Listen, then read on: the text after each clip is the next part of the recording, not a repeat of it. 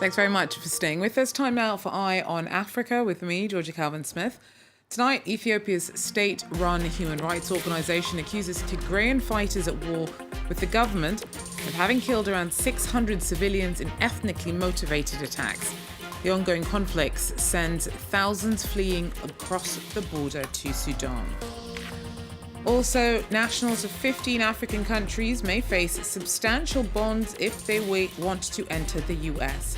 As President Donald Trump's time in office counts down, he brings in tougher conditions for travellers from nations with high overstay rates. And activists in Gabon battle the destruction of precious mangroves. Rampant urbanisation of protected areas has taken its toll on the country's unique biodiversity. We're here from our correspondents in the country. But first, Ethiopia's Human Rights Commission has accused a Tigrayan youth group of killing hundreds of Amhara civilians earlier this month. The deaths are part of the mounting death toll caused by weeks of fierce battling between federal forces and fighters in the Tigray region. The government's accused of having launched an insurgency. Maria Girth-Nicolescu has more. The report by the Ethiopian Human Rights Commission suggests that about 600 people were killed in the Tigrayan town of Maikadra on November 9th. According to the report, the perpetrators were members of the Tigrayan youth group called the Samri, who were helped by the local police to identify non-Tigrayans, mainly seasonal workers, before killing them with machetes and knives. The majority of the victims are believed to be men. The Ethiopian Human Rights Commission says the attack was planned and prepared, and that attackers targeted civilians based on their ethnicity. This could point to possible war crimes and crimes against humanity. The violence has also displaced many people, and many of the survivors are injured or psychologically traumatized. The Commission therefore called for humanitarian aid to be allowed into the region in order to help the survivors. It's important to note that Ethiopian refugees in Sudan have confirmed killings against Amharas, but they say that Tigrayan civilians were also targeted and killed. This claim is very difficult to verify because telecommunications are still shut down in Tigray and access is still not permitted to the region. Now, the war has caused regional and international alarm. Ethiopia's 72-hour surrender deadline to Tigray's TPLF leaders runs out on Wednesday, and their fears that threats of an offensive on the city of Mekele could drastically up the number of casualties. An estimated 36,000 Ethiopians have already fled fighting in the Tigray region. Most head towards neighbouring Sudan, where they end up in hastily erected camps. But some Sudanese families have begun opening up their homes to arrivals. Noah Berstecker has the story.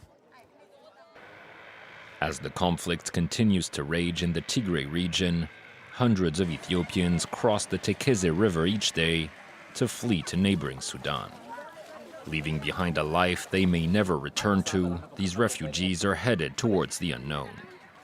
Many end up in overcrowded camps where food and medicine are scarce. But others, like Simaraja and her husband, were welcomed into the home of a Sudanese family.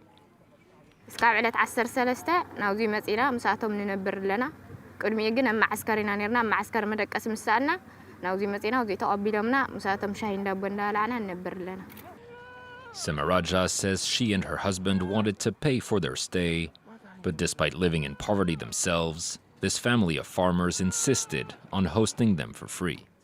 For Arabi Hassan Mohammed, this act of kindness was simply the least they could do for the distressed couple. The elder of the family says they are welcome to stay for as long as they want.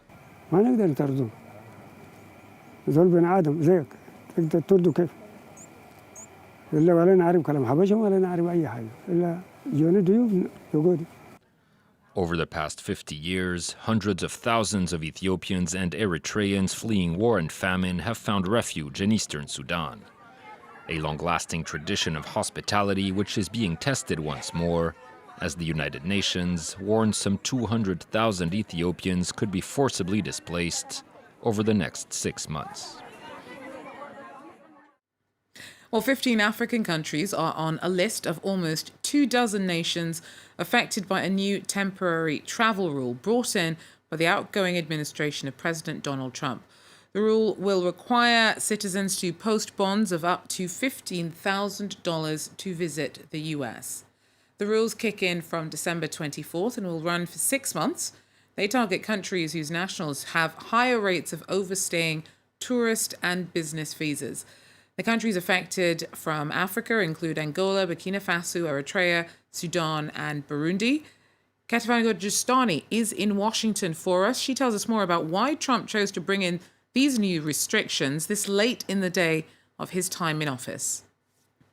Well, there are two reasons for that. The first is that he wants to show that he is following through with some of his campaign pledges. And remember that 4 years ago when he was running for president, he had run on curbing immigration in all possible ways, restricting the number of people who could make it to the United States.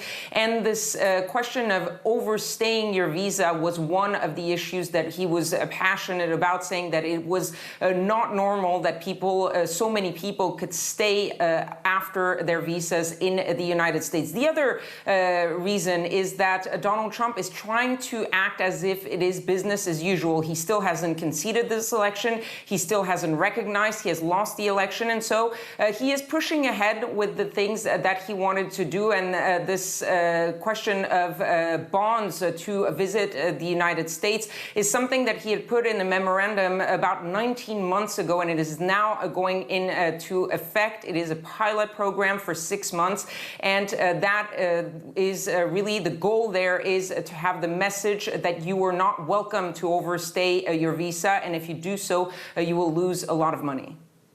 Now, President-elect Joe Biden takes over in January. Are these changes likely to last under him?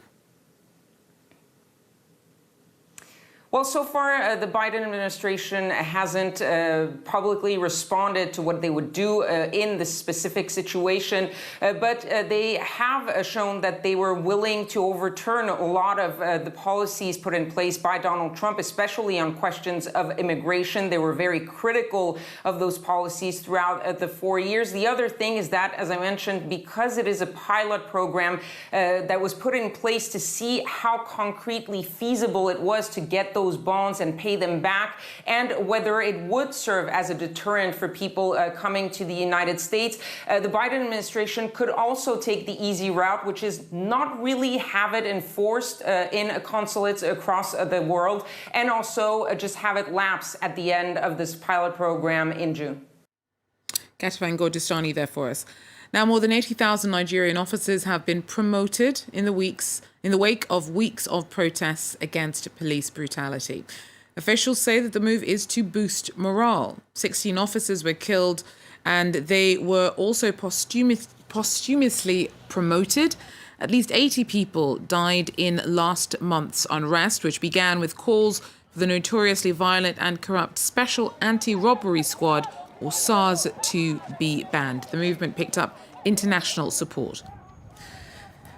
And activists in Gabon are battling the destruction of mangroves. Rampant urbanization of protected areas, which cover thousands of kilometers of coast, has come at a steep environmental cost. The building is taking its toll on the country's biodiversity. Our correspondents report.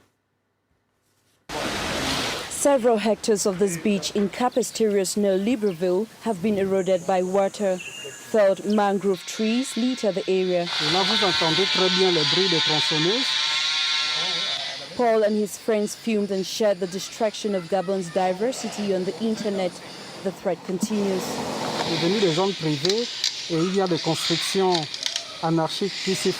Along Gabonese beaches, illegal urbanization has destroyed about 260 kilometers square of mangroves.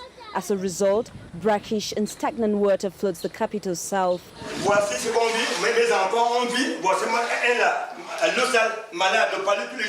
Excessive construction has caused floods, a misfortune for this family which spent a few thousand CFA francs to build a home in this mangrove. Most of the inhabitants in this area have moved. Moi, je suis stressé parce que où partir. Je vais aller où? Je ne travaille pas. Je meurs.